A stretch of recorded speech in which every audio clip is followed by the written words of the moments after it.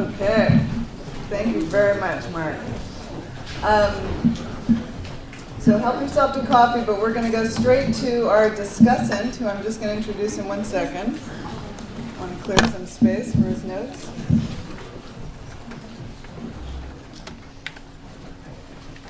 So as you just heard, that's an incredible amount of food for thought.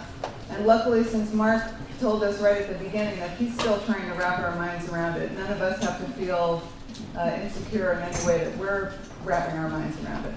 So we're very happy that Paul Rosenbaum has agreed to discuss Mark's presentation. Paul Rosenbaum is a psychiatrist and a psychoanalyst. He has a specialty in child and adolescent psychoanalysis, and he received his MD from the Albert Einstein College of Medicine at Yeshiva. He's been on the faculty here at the Neuropsychoanalytic Institute for many years, and he's taught Freud to probably countless generations of candidates. So we felt that he would be really a wonderful person to talk about some of the conceptual aspects of Mark's perspective, and perhaps make also some links to how this might be clinically relevant in some ways. So we're really very fortunate that he's here to give us some discussion points before we go to a question and answer. So, Dr. Rosenbaum.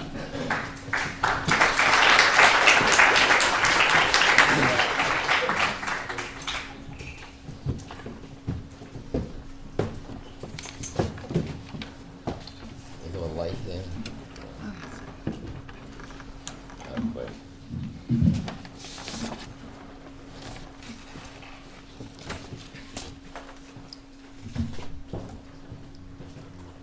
I have to tell you that I was very reluctant to accept this assignment. I had emailed to me the remark that Mark had made at the Congress that he mentioned entitled Minding the Body.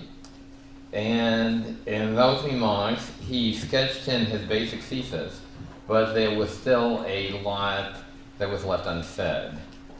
So I look forward to his filling in many of the details, which he did today, but felt that I really couldn't comment because the remarks at that Congress were not filled out.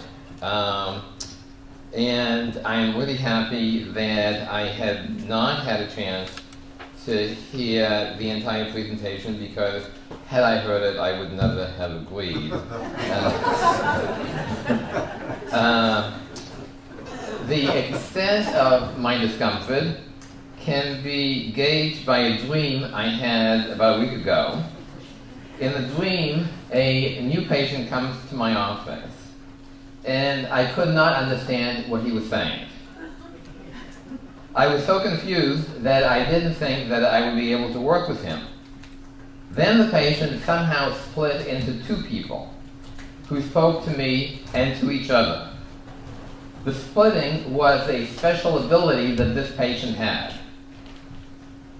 At the end of the session, the two bodies were reunited, and I thought that this ability of the patient to split himself into two bodies was really interesting, and that maybe I should see him again. And I must say, the splitting into two bodies reminds me, and you see what you think, of Dr. Jekyll and Mr. Hyde. Of course, splitting the person into two bodies is just what Mark is talking about. Now, I'm taking this from the comments that I heard, and they don't quite jive with what he said today, but he used such terms as internal, vegetative, autonomic, visceral, and jellyfish. The second body is characterized as external and musculoskeletal. Each of these bodies, I gather, has mental representation. The visceral body achieves mental awareness in the form of affective states, which are indications of pleasure or unpleasure, quote, elaborated, and the quote is from the remarks I heard, at the higher levels of limbic structures into complex behavioral stereotype, instinctual patterns of behavior, constituting basic tools needed for survival and reproduction. Anatomically, he located the system in the extended reticulothalamic activating system. It is conscious. And in a startling suggestion, at least I thought it was startling, he equated it with the id of psychoanalytic theory. The second system, the muscular skeleton one, which composes the person's external being and appearance, is equated with Freud's ego. Mark here refers to Freud's famous dictum that the ego is first and foremost a body ego. While the visceral system is hardwired, primordial, and elemental, the second system is malleable and subject to change by a variety of influence. He equates this system with Freud's ego and says that it is unconscious. Of course, I had many questions about these two systems, and a lot of them have been answered today, but I cannot claim that I am so on top of the neurology that I followed all of it. But here's some of the questions. On what basis was he setting up this dichotomy? Why does he refer to the two systems as bodies? What is meant by visceral? Why is the id the receptor of indications of pleasure and unpleasure rather than the ego? Of the many meanings of the term ego in Freud, why does he pick the one he does? What role do other areas of the brain play in the functioning of the ego and the id? And I think Mark has addressed that. How does one understand, and I quote here, the elaboration at the higher levels of limbic structures into complex behavioral stereotypes, instinctual patterns of behavior constituting basic tools needed for survival and reproduction? What did he mean by behavioral stereotypes and by instinctual? And behavioral stereotypes. It's my sense that instinctual behavior, even in animals, is hardwired to, so to speak, only to a certain degree. Doesn't what's innate have to be developed and implemented by learning? And as I was thinking about it, I wondered in this regard whether nest building in birds is, for example, entirely innate, or at least partially learned, and found this headline on the internet from a publication called Science News. Feathered friends are far from bird-brained when it comes to building nests. A Dr. Patrick Walsh from Edinburgh University has found that the male masked weaver bird in Botswana partially learns nest building from observation. So some birds learn how to build a nest from left to right by watching, I guess, their parents, and other birds, same birds, the other way around. And we already know that wild animals like lions brought up by people are often unable to adapt when released. Certainly when it comes to human beings, activities serving survival needs are not simply stereotyped but require a long and complicated process of development as well as the presence of a social community. In regard to the other system, the muscular skeleton one, I had questions about why select just those two organ systems, and I think Mark has answered that. What about the role of other areas of the brain? He's talked about that. It's true that Freud said that the ego was first and foremost a body ego, the projection of a surface.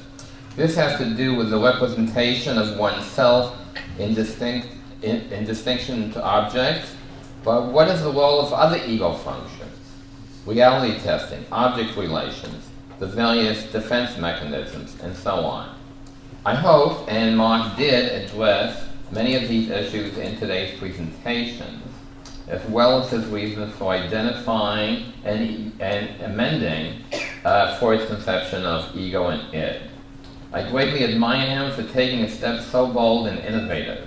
Any attempt to merge the organic and psychoanalytic system presents considerable difficulties, and I will discuss some of them from the psychoanalytic standpoint. But the attempt to root psychology in brain functioning needs to be made, and Mark is to be commended for formulating an approach to what has always been an insuperable conundrum, namely the mind-body problem.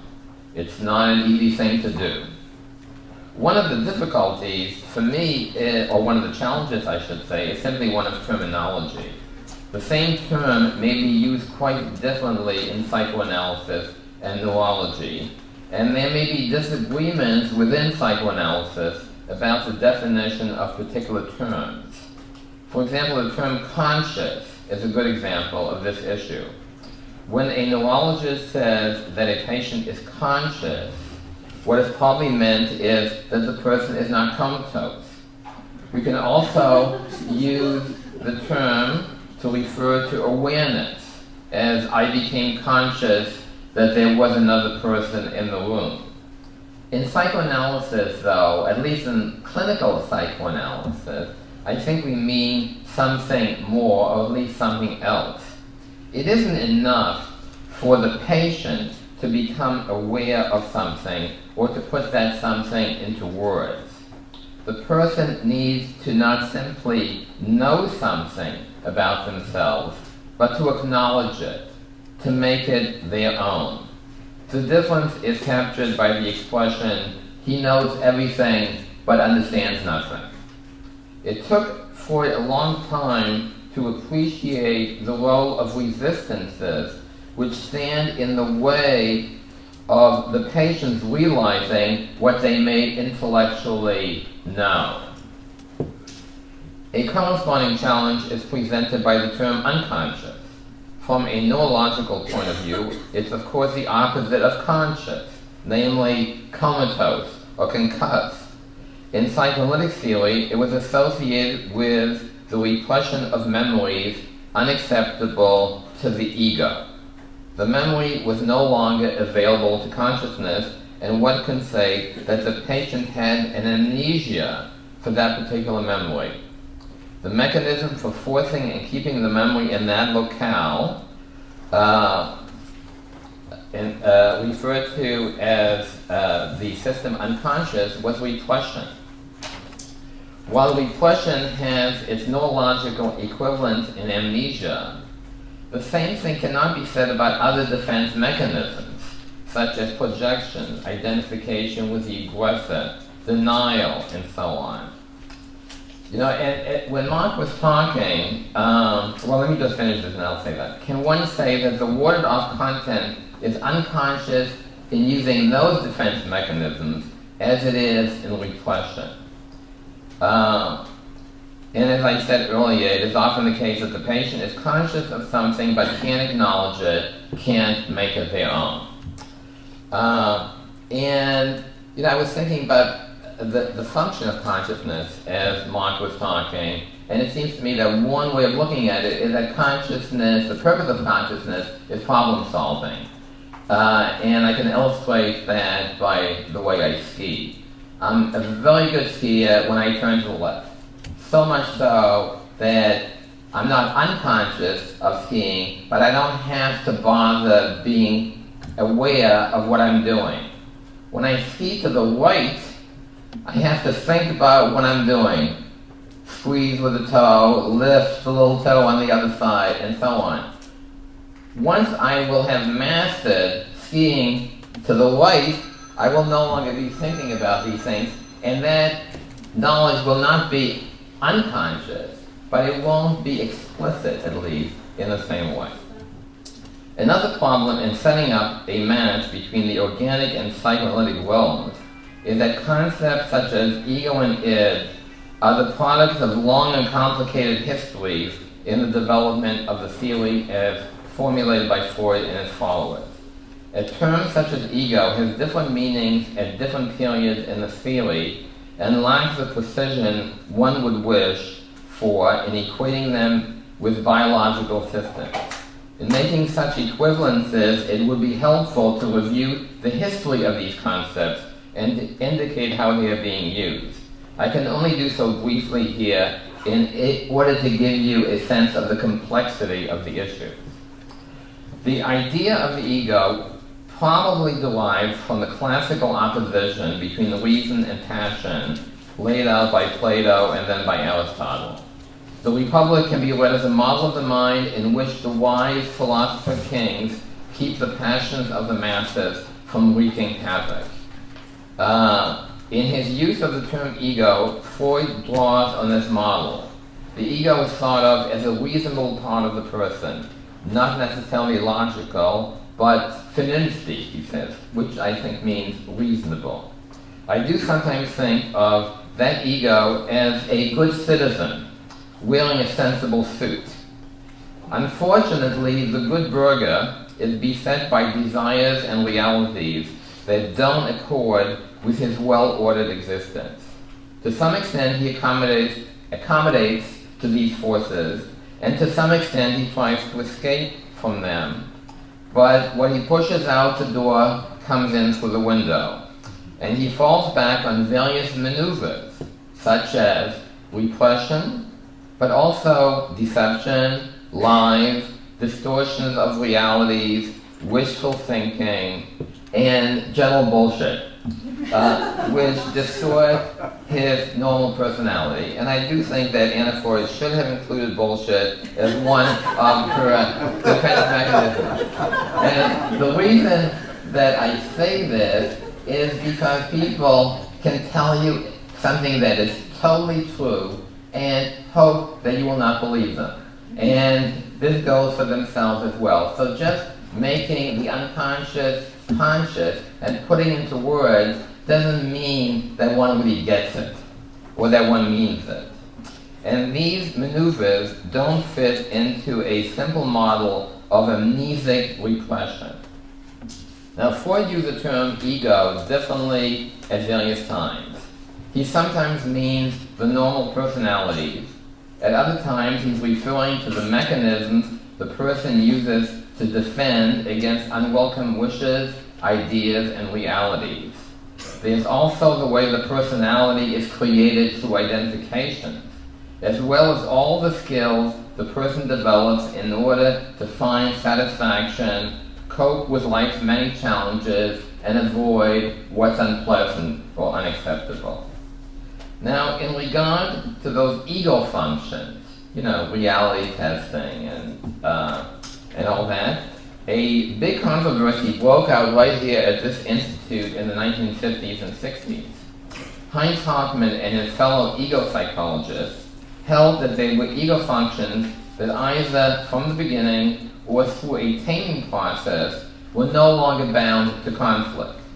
This was called the conflict-free sphere of the ego. This was important to Hoffmann because he wanted psychoanalysis to become part of a general psychology. This movement was strongly opposed here by Arlo and Brenner, who insisted that all meaningful activities were basically compromises between the aggressive and sexual aspects of the Oedipus complex and the ego, which opposes those wishes. There was no conflict-free sphere. Everything was conflict and compromise, and all was Oedipus.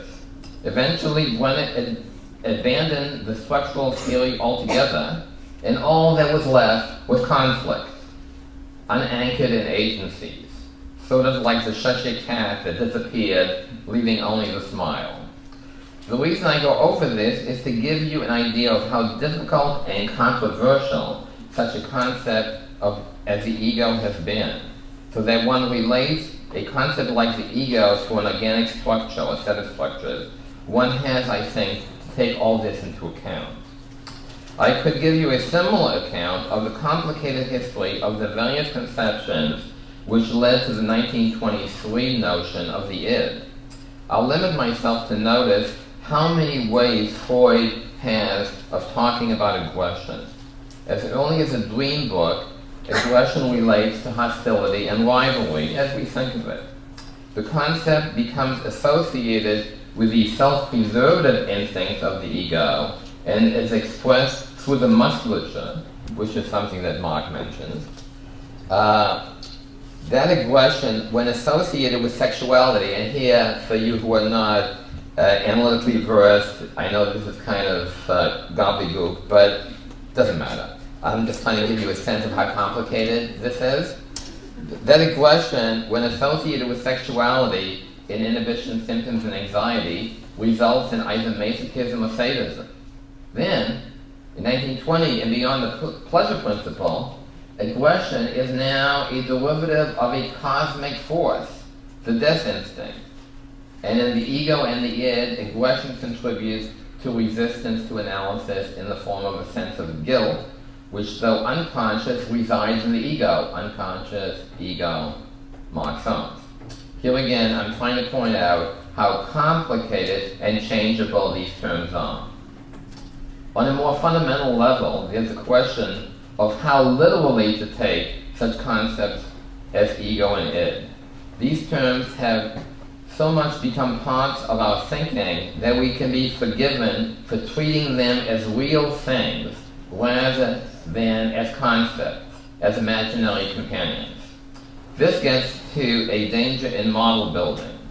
There's the temptation of treating the model as if it were real, as if we have a mind and a body or a brain, and they're kind of, real in their own way. And for Descartes, what happened? The pineal gland was where one substance turned into another, the mind stuff into the brain stuff.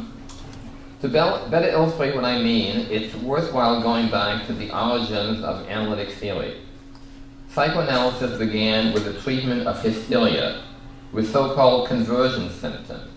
The patients, often women, had physical symptoms that could not be accounted for medically. Freud proposed several formulations to explain these conditions. One of these models was based on what happened when patients contract an infection, such as TB. There was an initial event which the person's ego finds unacceptable. Memory of the event is, quote, repressed into the unconscious.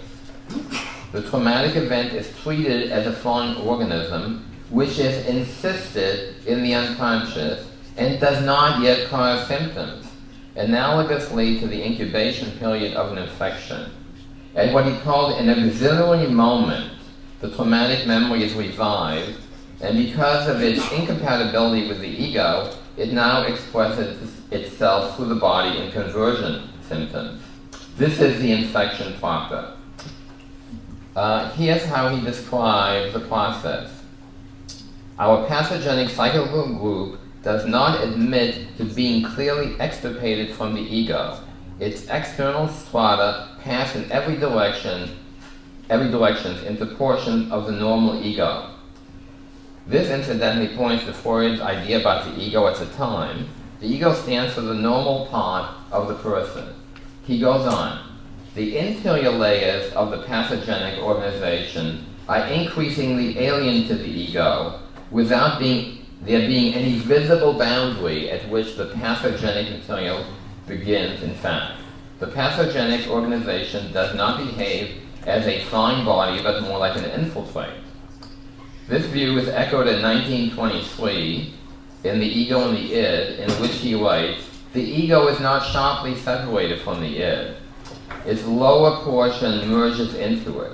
That is to say that they are not sharply separated agencies. He says, it is easy to see that the ego is that part of the id which has been modified by the direct influence of the external world. I think that these statements need to be taken into account when relating ego and id to different areas of the brain or body. Ego and id are not considered to be as sharply differentiated or clearly marked as conscious and unconscious as one might think. Now, back in the studies on hysteria, which I'm going back to, in regard to the model of the infiltrate, he says, I am making use here of a number of similes. I think maybe he means metaphors, I'm not sure. All of which have only very limited resemblance to my subject. I am in no danger of overestimating their values. In 1923, he similarly writes, and this is in The Ego and the Id, the state of things which we have been describing can be represented diagrammatically, though it must be remarked that the form chosen has no pretension to any special applicability, but is merely intended to serve for purposes of exposition. What he seems to be saying is that this is merely a model, But when you look at the diagram in the ego and the id, what you see is what looks very much like a brain. So it's easy to go from conceptual to the concrete. And I think that that's a danger.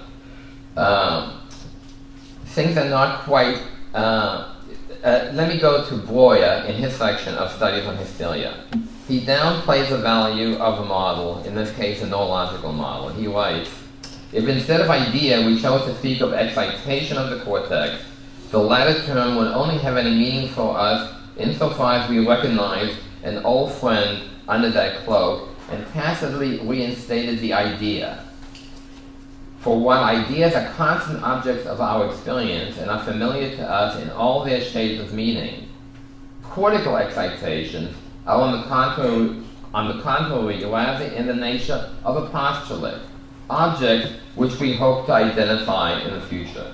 The substitution of one term for another would seem to be no more than a pointless exercise.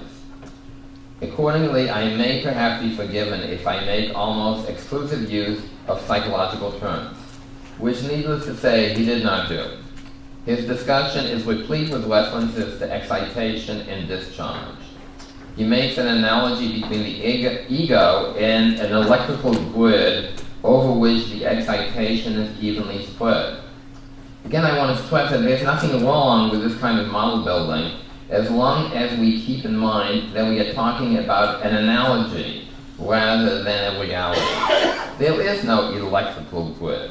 There is no ego in any concrete sense. But I do think that these conceptions tend to be taken literally.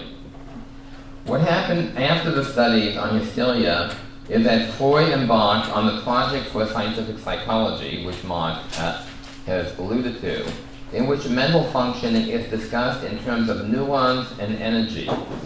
In the introduction, he writes, the intention is to furnish a psychology that shall be a natural science, that is to represent psychical processes as quantitatively determinate states of specifiable material particles. One, what distinguishes activity from rest is to be regarded as Q, that is energy, subject to the general laws of motion. The neurons are to be taken as material particles. What we have here does not sound like an attempt to create a simile, but to describe mental functioning and neurosis in terms of the actual brain. True enough, Freud abandoned the project, and it was not published in his lifetime. But in Chapter 7 of The Interpretation of Dreams, he literally transcribes the neuronal systems, such as the omega neurons which were on the screen, into the systems of the topographic theory, so that the agencies of the topographic theory appear to be real material structures and not ways of denoting a set of functions. I believe that notwithstanding Freud's cautionary statements, it is difficult to keep ourselves from thinking of such agencies as structures of the mind, when in fact the mind is a construct, and the agencies are models that concretize functions that are not all that distinct and separate. The same ambiguity between the conceptual and the concrete applies to the concept of libido. In the paper of Group Psychology, he says, we call by that name the energy regarded as a quantitative magnitude, though not at present measurable, of those instincts which have to do with all that may be compromised under the word love. I think here, when he says something like this, we are going from simile, if not to the real, then at least to the almost real. And what this allows him to do when he uses the concept libido is to say this, that libido flows from one erogenous zone to another, from the mouth to the anus, and then to the sexual organs, and thereby equate infantile pleasure, let's say, in sucking, with sexual activity that comes later on. But it seems to me that that image glosses over something, which is that for an infant, sensual sucking is not sexual. It only becomes sexual at a point when sexuality becomes something that one is aware of. It is sensual, and sensuality is part of sexuality, but it should not be equated with sexuality.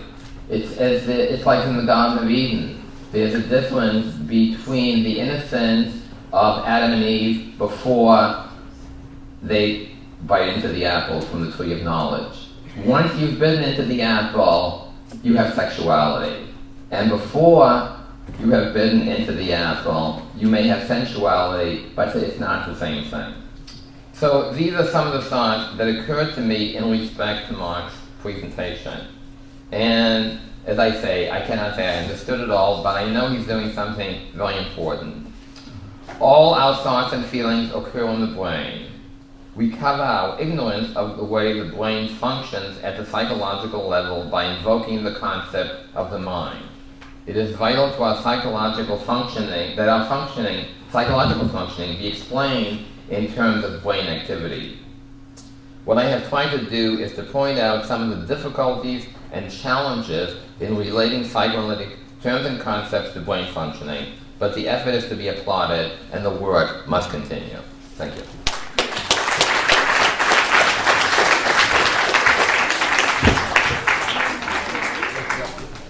Thank you very much indeed for those extremely interesting and thorough comments.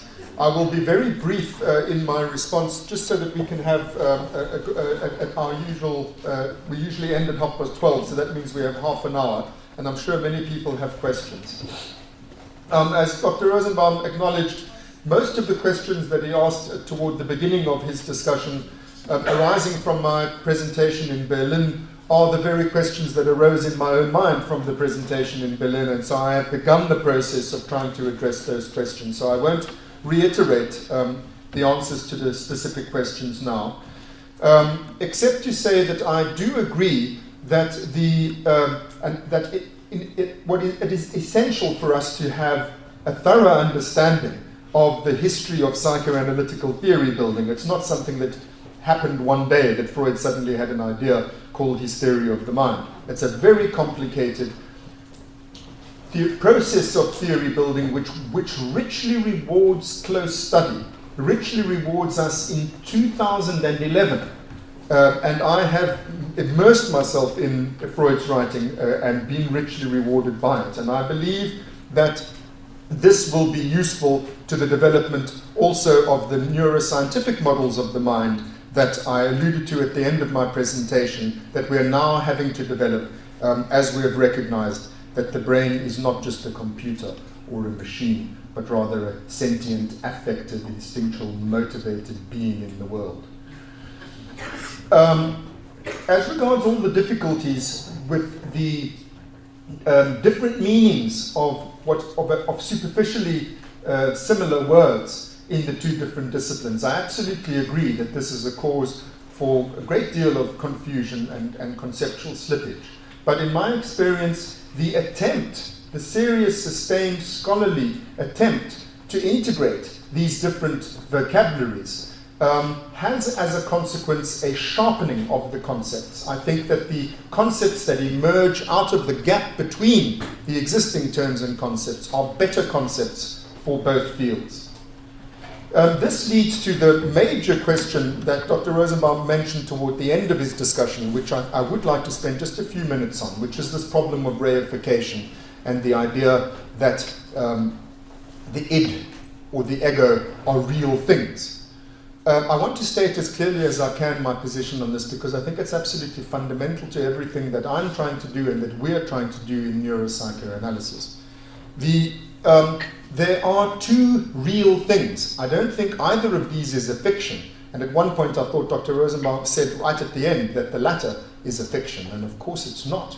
There is the brain and there is the mind, and they are both real, by which I mean they are empirically experienceable phenomena.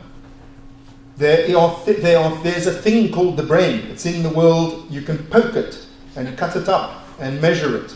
and what not. But there is also a thing in the world called your feelings and your memories as they come to mind, and your desires, and so on. These things, although registered in a different perceptual modality, as it were, are no less real than the things we perceive with our eyes and our ears. They're perceived in a different way, which brings with it all sorts of difficulties, but they exist. I'll say it as concretely as I can. Feelings exist, no less than colors or sounds. And we make a gigantic mistake, especially in organic psychiatry, if we think otherwise. If we say a patient killed himself because he couldn't stand the feelings any longer, that means something. It has dramatic physical consequences for the organism. It couldn't stand the pain, so it killed itself. To translate that into it had low serotonin levels is an absurdity. It didn't kill itself because it had low serotonin levels. It killed itself because it couldn't stand the pain. And if you can't tolerate acknowledging that the brain exists alongside things like feelings of pain, and that the feelings of pain have causal consequences for how this thing works, if you can't bring yourself to recognize that, you're going to make gross mistakes in your understanding of how this part of reality functions. The point of it is that this part of reality that I'm talking about is the space between the perceptions of feelings and other states of mind, conscious states of mind, and on the other hand, our conscious exteroceptive perceptions of an organ called the brain. The organ called the brain that we see with our eyes is the same thing as the feeling states that we experience in our interoceptive awareness. These are two different observational perspectives on the same part of nature. I'll say it again. Looking at it from the outside, it's an object. Being it from the inside, it's a subject, but it's the same thing. They're not two Mark Solmses. The one in the mirror is the same one as me. It's just that we have two different perceptions of it, or at least I do, and each of you have two different perceptions of your own mental apparatus, which is the underlying abstraction. It's theory that makes the connection between these different perceptual data. That's the nub of the matter. So what we're trying to do in neuropsychoanalysis is build a better theory of how this underlying thing that we have to infer from the different data of perception and the different registers available to us, and please God, let's use all the registers available to us because it's a bloody hard job. This is what we're trying to do, build a better theory. The theory is about the underlying apparatus, that is to say, the laws governing this part of nature. It's no different, in essence, from the difference between a flash of lightning and a clap of thunder. These are two different ways of perceiving an underlying geoelectrical thing about which we have a theory. Hope that's clear. I do believe that, I'll close with this because I know there will be lots of questions. I do believe that it is of enormous benefit to both disciplines if we do that. I hope I'm not the only one who sees this out of the material that I've covered today. I think that there's a great deal to be gained by continuing the theory building that Freud started in our own discipline of psychoanalysis, where we apply that theory to the treatment of functional disorders. There's a great deal to be gained by us in being able to locate our concepts on the second perceptual surface so that we can study them using all of the tools that neuroscience now does have, because cortical excitations are no longer mere propositions. You know, we now actually can see them with the tools that we've got. So we now have enormous opportunities to improve our psychoanalytical model of the mind and apply it clinically, those improved models. But likewise, and this is the point I will close with, I think that it's clear from the material that I covered that psychoanalysis, psychoanalytical theory has an enormous amount to offer behavioral neuroscience at this point in its development, as it's starting to grapple with the realization, as I've said more than once today, that the brain is not a mere computer or machine of any kind, that it's not merely a black box for the emitting of behavior, that it has internal states and that these internal states have consequences, feelings and instincts primary among them. I think that our theories have a great deal to offer neuroscience at this point in its history. Thank you again, Dr. Rosenbaum, for those very enlightening comments. We'll have some questions now. Hi. So, Heather Burnley. While I agree with many things that you've said, I do want to voice my skepticism on the very affective-centric view of consciousness that you've taken. And my argument would be that you can have consciousness or awareness, let's say a subjective experience, let's just say simply experiencing the color red, whether it's internally generated or externally generated, without necessarily having affect attached to it. I think that you can also, I agree that you don't need the cortex for consciousness, as you can see from the 8 callosal children, but that also you don't need the amygdala for consciousness. You can have certain lesions which can knock out affect, I wouldn't say completely, but quite, a bilateral amygdala lesion, you still have awareness of, let's say, the color red. So I would argue that emotions are, you're conscious, you feel them, but they are a particular aspect of consciousness, but you can have other things like perceptions that, yes, emotion does color them, but without emotion, you would still have awareness. And while these midline brain structures are very important for the brain to be awake, sort of the powerhouse of the station, of the power station of the brain, without it, you're not conscious at all. But let's assume everything is up and running. Then the content of consciousness, what you actually are aware of once the brain is fully awake, does not necessarily have to be related to affect. So I just wanted to voice some of that skepticism. And while you cite people like Damasio and Panksepp, who obviously have this more effective point of view, there are other people out there who, perhaps Rolls or maybe Giulio Tononi, who look at a more information processing kind of view of the brain, who would argue that you don't necessarily need affect to have conscious perception. Mm-hmm. So thank you for that. Just to start with the last point first, of course there are many people in behavioral neuroscience who still are having great difficulty accepting the enormous change that is necessary in behavioral neuroscience. And I think that the data that are being brought to our awareness by Panksepp and Damasio and others represent the need for a sea change in neuroscience. I think that, therefore, pointing to the fact that some people haven't yet got it and that they're still clinging to an information processing, purely cognitive point of view is no evidence to the contrary. But to turn to the substantive points that you make, I think that we need to think of it like this. It's 2 levels. On the one level, the sort of everyday experience level that you're talking of, when you say, well, I can perceive the color red without having any feeling about it. I mean, I might have a feeling about it, but I might not, is the one matter. And then there's the other matter of the underlying mechanisms which generate such things. The underlying mechanisms and the laws governing them are the things I was talking about. Then there are the sort of phenotypes, and including the experiential phenotypes of everyday experience, which instantiate them. I agree with you as regards the experiential phenotypes. Indeed, yes, I can have a perception of the color red without any feeling about it. I also can have perceptions of the color red with a great deal of feeling about it. The fact that the affect is transformed into a purely cognitive modality in the former of those 2 examples doesn't negate the fact that how consciousness is generated is the transformation of an affective stuff into a cognitive information processing stuff. That takes us down to the lower level of the laws governing the structure and the functioning of the apparatus. And there I think the observation that you cannot, you lesion those deep affect generating structures and all the lights go off cognitively. And it never happens the other way around, is the sort of evidence that requires, and it's only some, that's just the crux of it. But there's layers upon layers of evidence for the view now. This is what Panksepp and Damasio are bringing to our attention that I think it's very difficult for us to take on board. It's very difficult for us in psychoanalysis, as I just hopefully illustrated, for us to take it on board.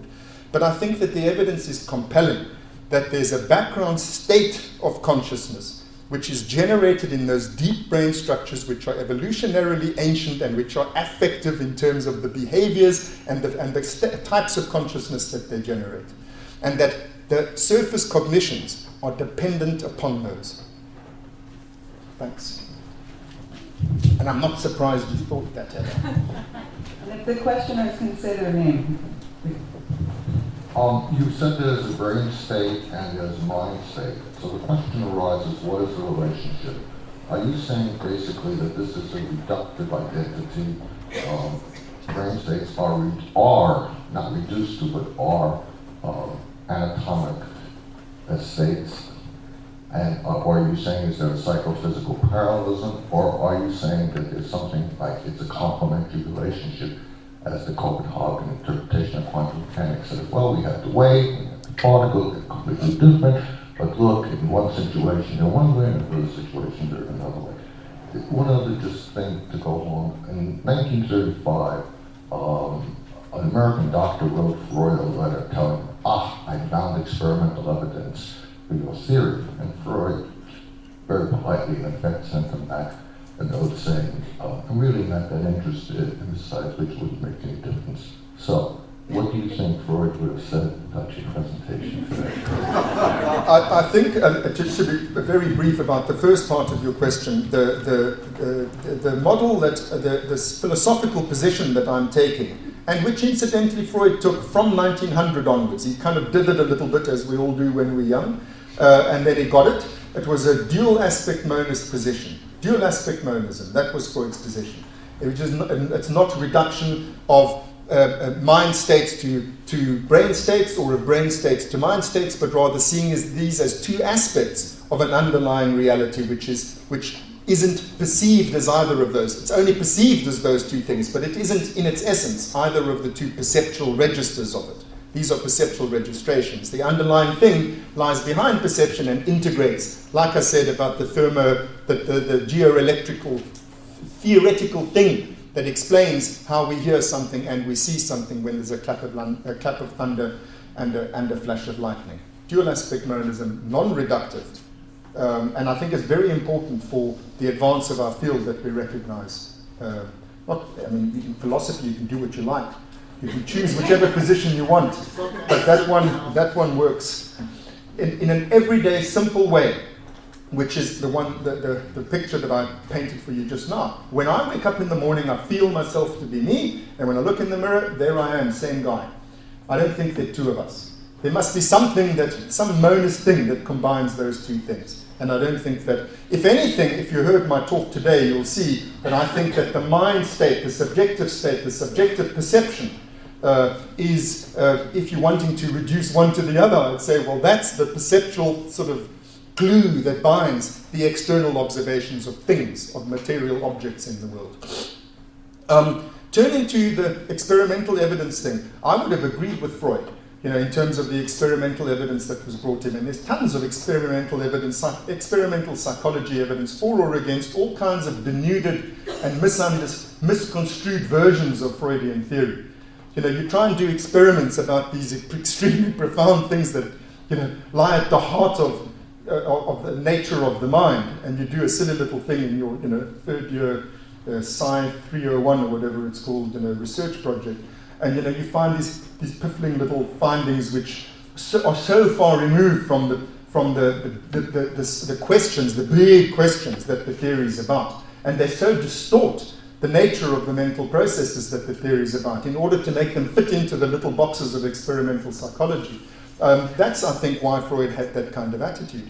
But what we're talking about here is something much more powerful, much more profound, which has the potential to cut to the heart of the matter, as powerful a tool, and I'm meaning by a tool, the range of tools that modern neuroscience has at its disposal, in terms of cutting to the heart of the matter of how the mind works. It offers precision and measurability and experimental control, which subjective experience doesn't. And subjective experience, which is the experimental setting, if you will, the controlled observational setting of psychoanalysis, has made an enormous contribution. And this is what I'm trying to make my neuroscientific colleagues understand, that you learn profoundly important things about how that part of nature works by looking at it from the second point of view that is available to us. What do the feeling states tell us about why the thing is doing what it's doing? But it also has a great many drawbacks. There's a lot of problems with subjective experience when it comes to experimental control and the canons of science. And so this is why I'm saying we need to do both. I very much doubt that Freud would have poo-pooed my talk today with all humility. Next question is back here.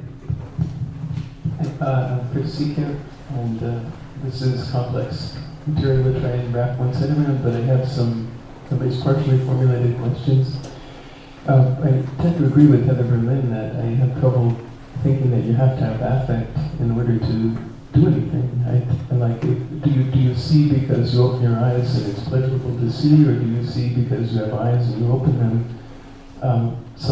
That's one thought. But the other issue I find it hard to keep track of is energy, because you're not really talking about calories, and I think the question of energy, salience, and motivation to me kind of blend together.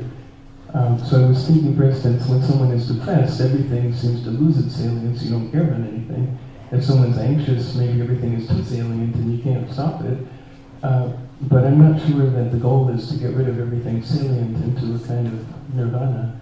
So that's not a very clear question, but I guess my question has to do with what is energy and how do you relate it to motivation. Well, that's not your question. There are two questions. The first is Heather Berlin's question restated, and the second one is the question about energy. So I just want to say, because obviously I didn't succeed in my answer to Heather, I have to say something that I said to her again. I agree that it's possible in the phenotype of the everyday experience to have the experience of I am looking at red and feeling nothing much about it. You know, probe that as a psychoanalyst, I think you might find that there's a lot more that you're feeling at that time than you're fully reflexively aware of at that point in time. But I'll even just leave that aside and let's say, okay, yes, there are states. Hartmann wrote about them. Let's give him that. There are states in which the affective, the drive derivative aspect has been completely neutralized and it's a purely, exclusively cognitive state.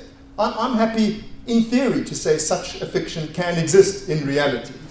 That doesn't actually detract from the argument that it is transformed affect, which has been perfectly transformed into pure cognitive representational information processing stuff of the kind that the ego is so wont to do. And the id in that unique instance has been totally transformed into ego. But that doesn't detract from the underlying structure of the thing and how it works, that what the state of consciousness is affective. Now, in a presentation like this, I don't have the time. You wouldn't want to give me the time to go through all of the evidence for why I'm saying these are affect-generating structures. But there is evidence galore. Evidence galore, comparative anatomical evidence, physiological evidence, behavioral evidence, neurochemical evidence, ethological evidence, evidence of every kind under the sun, you know, that has led to the view that these structures that generate the background state of awareness also generate our affective states. That's a big breakthrough, and we all got to come to terms with it. The second bit about energy, it's in a way it relates to the last point that Dr. Rosenbaum made about reification. You see, there is a thing in Freud called psychical energy, and this is a theoretical thing. You know, it's like gravity. You can't see it. It's an inference. It's an abstraction. It's saying that in order to make sense of all the perceptual data, in order to make sense of it, I have to infer that there's a certain kind of force at work behind perception, beyond what I can perceive with my miserable sense organs. I have to infer that beyond that, there's some underlying force, and I'm calling it psychical energy. And it was no small act of bravery for Freud, who was well schooled in the most right-wing school of medicine imaginable, you know, to say, I'm going to have to, you know, infer this thing, which is not the same as nervous energy, not the same, that is to say, as the nerve impulse that you can measure. So the ontological level of a thing like psychical energy is noumenal, if you will. You know, it's beyond the phenomenal surface. It's an inference that you have to make in order to make sense of the phenomenal surface. On the phenomenal surface, of which we have two, you know, that's what this whole talk's about. We have two. On one of them, the psychical energies are felt. They're felt as Freud speaks of the sort of relative strength of a feeling. You know, and it's a very wishy-washy thing, which just comes back to my point about experimental control. But in the register of affectivity, there is a dimension, you know, of more or less. And this is the way we can perceive this underlying inferred force called psychical energy. Then there's another way that we can perceive it, which has to do with all of the beautiful tools that we have in neuroscience today for measuring quantitatively, precisely, you know, the energies that we're talking about here, when we're talking about the things that are happening in the brain as the result of the activating systems that I've been talking about. There are all different ways in which it can be measured, from fMRI methodologies through to electrophysiological methodologies. This is the great strength of the thing. This is the purpose, the point of saying, hey, you know what? These are the same thing. You know, these things that are so difficult and impossible for us to measure on the surface of our feelings, subjectivity, if they are theoretically referring to the same underlying entity as these things, which are the physiological and chemical products of these centroencephalic structures, then we really have opportunities galore for being able to study this stuff using these methods. That's what neuropsychoanalysis is all about. So the energy concept is metaphysical, metapsychological. That's what Freud said. He wanted to turn metaphysics into metapsychology. What that means is I want to turn it into something where I can do science on it. And that's what this is all about. I agree. Hi, I'm Robert Smith. I'm an analyst here. Teach the course on the ego and the id. And I just want to talk about the clinical usefulness of the concept of the body ego. In the way I practice, it has to do with fantasies that people have about themselves and their body. For example, my genitals are disgusting, or I'm a little boy who can't compete with a grown man. So those would be very useful to analyze, and they help lead to changes. Now, in the way you describe the body ego, it seems to me that these unconscious fantasies contain, as in Freud's model, wish, defense, and so compromise formation, so that what is in the cortex eventually is not simply, sort of correspond to that of use to us as analysts, is not a map of the body, but more of a fantasy that has incorporated information from the brain, upper brain stem, as well as the cortex. That's my thought about it. I'm curious what you have to say. I think that any complex mental product of the kind that you're talking about, that is to say the sorts of things that we see in our clinical practice, like the unconscious fantasy structure that you've just described, which relates to a whole life history, that's a composite thing. I don't think that a composite thing like that is derived from either the one or the other surface of perception. I think that indeed, just to make the point that I think you're in a way trying to make, that the bodily ego, an individualized, personalized bodily ego, my sense of my own body, my image of my own body, is of course going to have, at the one extreme, it's going to have this kind of perceptual data of the kind that I'm talking about in the very, very general sense that applies to the structure of every human mind, which is the same thing as to say every human brain. Then when it comes to the individual use of that information and the individual quality of the information, what actually happened in that person's individual life, it's going to have to be brought down layers upon layers of the way in which the representations work in that individual, that actual one personality, which is going to be bringing it into connection with, as you go through the narcissistic sort of things that you're talking about and the drive derivative things that you're talking about, it's going to become as much influenced also by the id-like drive forces that I've spoken of. So that you end up with something like in the nature of a compromise formation, as you say, where you have an image of your own individual body. I've got a small penis, which is partly objective maybe, although as it happens, just about all the men think they've got small penises. So there's something that's coming from the subjective side too. And that kind of compromise formation is the great, that's psychoanalysis' great contribution to recognizing, that the thing isn't a simple matter, mental life. All that I'm saying here is that, the affective charge, the feeling state, in what comes to mind in the patient. We need to recognize that the sorts of things that we're dealing with in our psychoanalytical consulting rooms, and when we start trying to unpack the whole model of the mind that lies behind it, these are reflexive states. The patient says, I feel like this about my body. And that's a very complicated derivative thing. The reflexive state of the patient is filtered through all of this stuff that I was talking about over there. And it's very far from being an elemental thing. He's having a state of consciousness. And in a way, this is what Dr. Rosenbaum was talking about when he said the patient might consciously know something, but they don't own it. I think that we need to go through all of these kinds of theoretical gymnastics to be able to properly understand what we're dealing with when we say the patient feels this about themselves. And, as I think Einstein said something about, if you want your theory to be simple, but no simpler than it is. You don't want it to oversimplify things. And so unfortunately, our model of what a mental state, a conscious mental state is, has to be complexified in terms of all of these layers. And I think that that's much more important for neuroscience than for us. I think we get it probably a little bit more easily than they do. I've said more than I think you wanted to hear. So there's a question back here. I'm Maggie Zellner, and so I just wanted to say two things that relate also to what you just raised. So first of all, if you blow up the brain like a balloon, you'll see that the sensory motor strip goes directly down into the posterior insula, so that the network of neurons that are representing the external body are in direct communication with the interoceptive representation. And that if you look at what's called a resting state network analysis, which is how the neurons are talking to each other when we're not doing anything, that whole strip is very active together. So that's an interesting thing, that at the level of the cortex, they're actually quite integrated.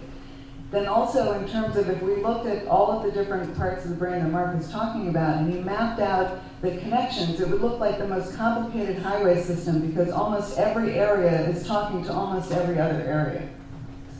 So that in a moment-to-moment lived experience, what you're motivated for, what you're afraid of, what you're remembering, what you're intending, all of that is getting integrated on a moment-to-moment basis, and then the outcome is something complicated like a fantasy. So with all that said, Mark, because I'm still really trying to grapple with this myself, and I wonder if you've had time to think about and say anything about the implications of awareness in the psychoanalytic treatment, along the lines of what Paul was talking about, that just intellectual understanding, generally speaking, doesn't lead to change. But the kind of awareness that integrates the experiencing ego with the observing ego sometimes does lead to change. So can you say anything about, from your point of view of flipping now, the ego and the id in terms of primary consciousness, what would you say, and I know that's a huge question, just a little bit about the mechanisms of awareness in psychoanalytic treatment. I'm very much aware of the time, and I know that there are other people who want to ask questions, and I can talk to you at length because I know you so well. So I'm going to give you the smallest answer, and we can talk about it another time. But I would answer you in this kind of abstruse way. I think that reflexive self-awareness, that is to say declarative I'm speaking about conscious states now, reflexive consciousness, declarative consciousness, episodic memory, which is the same thing in the extended consciousness sphere, that the self that is represented there, I think that we need to unpack to what extent we're talking about an affective presence in that self, in that sense of self. The episodic memory, for example, the difference between an episodic and an implicit memory, as Dr. Rosenbaum was talking about when he skis, he's got lots of episodic memories of himself saying, shit, nearly died there, woo, looked like a fool there, and so on. The feeling aspects of what episodic memory actually is, until it gets turned into, I know how to ski, you don't need to remember all those lessons and all those humiliations and so on. The transformation of the nature of the thinking agent from the one type of remembering to the other, from an episodic type of memory to an associative, implicit type of memory, a procedural type of memory. That sort of transition, I think the same thing occurs also in the perceptual sphere, also in the sphere of having thoughts, and that we need to unpack all of that. It's too long a conversation to be able to have now, but it's got to do with that, the affective presence in the different cognitive representational modes.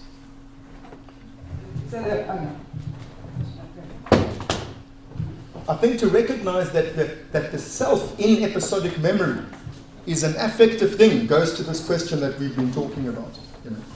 It's a feeling. Thank you, Mark. I think we are incredibly privileged to have heard this again. This is the first comment I wanted to say. The second comment is, you started so beautifully sort of explaining the interoceptive body and then the exteroceptive body as constructed in obviously each person's development. So kind of, I was hoping that your third point would be about really in development what brings them together, and then in the cognitive mind allows them to feel separate. And you did mention the prefrontal cortex, the Galeza data. But, of course, the prefrontal cortex, we know, develops spontaneously in the baby through time, but not really, unless the other does something to tell you that I think, as your mother, as your father, as whatever, this is what your internal body right now needs, and therefore I'm going to map this upon your sensory body, and eventually also show you how to move and how to speak about it. Then you do not have a unification of your interoceptive with your exteroceptive. And even more importantly, you don't have the other, the social body, that is another objective body, but from the outside. And I think that is what makes you always, yes, recognize yourself in the mirror, but always a bit uncomfortable. Well, that's very important. Just in case any of you are mistaken, that's not a psychoanalyst speaking, that's a neuroscientist. And you see what we're doing. We're making them think such complicated thoughts because we're teaching them how complicated the mind is. So, I think that, I agree with you completely, and I think that that the sort of thing you're saying now is the sort of complexity that has to be brought to bear on an understanding of the developmental chronologies of the sorts of mental phenomena that you're talking about. I would only add this, which I think in your politeness you haven't made explicit. I will make it explicit. What you're pointing to is the fact that the whole of the dimension of the mind that Freud theorized under the heading of superego, that is to say an internalized other in the mind, recognized as other in the mind and indeed as a foreign body in the mind, that this and all of the social neuroscience that you're alluding to, I think that that's a big gap in what I presented today. It's a whole blank area in what I've sketched out, and it needs thinking through. And I think that the things that you've said are the sorts of starting points that we have for beginning to think through what do we mean by superego in relation to these different varieties of representation within the ego, in relation to internal and external. It's a very different type of external. The internalization of the other mind. Yeah. So I want to say, first of all, this is absolutely not going to be our last event addressing this particular topic, that we will have other public forums because there's going to be so much interesting material to process. So since we're kind of running late, I wonder, Mark, do you want to choose the last question, or should we go? Well, since Gary Fodor came from Cape Town, let's hear what he wants to say, then we'll stop. I'm not a shell. Huh? I just wanted to thank you. I'm not a neuro anything. I'm not a psychiatrist. I'm a cultural historian. And a mensch. And a mensch, because you've been nice. And I just wanted to call your attention to an amusing Freudian slip that was made in one of the projections. The neuro whatever says to the patient, quote, I know better than you know yourself, as opposed to I know you better than you know yourself, which I found very amusing. The second point, hopefully more serious, is I have to say I was absolutely flabbergasted by your awareness of Freud within his social and historical context. I think towards the end of your lecture, as you described where you felt you were moving, it very much seemed to me to describe not only where Freud was moving, but where much of the culture of Red Vienna to which he belonged was moving. I need not refer, for instance, to Wittgenstein, since I think there's been plenty of word games brought up in this session. But I would also like to mention on the other spectrum, someone less known, like Victor Adler, the son of the founder of the Austrian Republic, who wrote while he was awaiting execution for assassinating the war minister, a piece on the influence of Mach on philosophy and on political action. And I did note in your responses the awareness of the difference between the noumenal, the phenomenal, and Machen philosophy, as well as Wittgenstein's ideas about black boxes and so on forth. I simply wanted to thank you. Thank you very much. That's very kind of you. I want to just say, when I said at the very end of my talk that we're in the middle of a golden age of neuroscience, it's precisely for that reason. You know, it's by no means unusual in neuroscience today to find people are a little bit more aware of things like the history of ideas and the philosophy of mind as it impinges upon their neuroscience. It's a wonderful situation that we haven't had for just about 100 years before. So thank you. There's a last question there. Did you want to give one last question? He also now mentioned Vienna. This guy's from Vienna, but he traveled from Cape Town. Hey, my name is Jürgen Folder. I'm the one with the ringtone come on very pick up the phone. Yeah. I'm listening to you today and thinking of that difficulty that always exists with imagining the two representations of oneself. And you explained today that the same apparatus with which we perceive and represent objects in the outside world is the one where we perceive ourselves and represent ourselves as objects in the outside world. I came to the conclusion there is no such thing as a representation of myself in the outside world. There is only myself as an object in the outside world interacting with other objects in the outside world. That is the thing. It seems to me very important that it is me as an outside object interacting with other outside objects. And so that the representation that exists for myself today is assembled by innumerous memories of how I as an object in the outside world interacted with other objects. The reason for that being that this is how I know how I have to go about fulfilling my needs. So there is, and the neuroscience and the imaging, so this is a special case of what you said. In neuroimaging we can see the energies, so to say. This is a special case of an interaction of tissue with the examining machinery. It's again a representation of an interaction, not the thing in itself. Okay. So this, dort sehr man ich stimmen zu. I agree with you, as you can see from this, and what you're saying also touches on what Katerina was saying, and I agree. So thank you very much for your patience with this complicated material.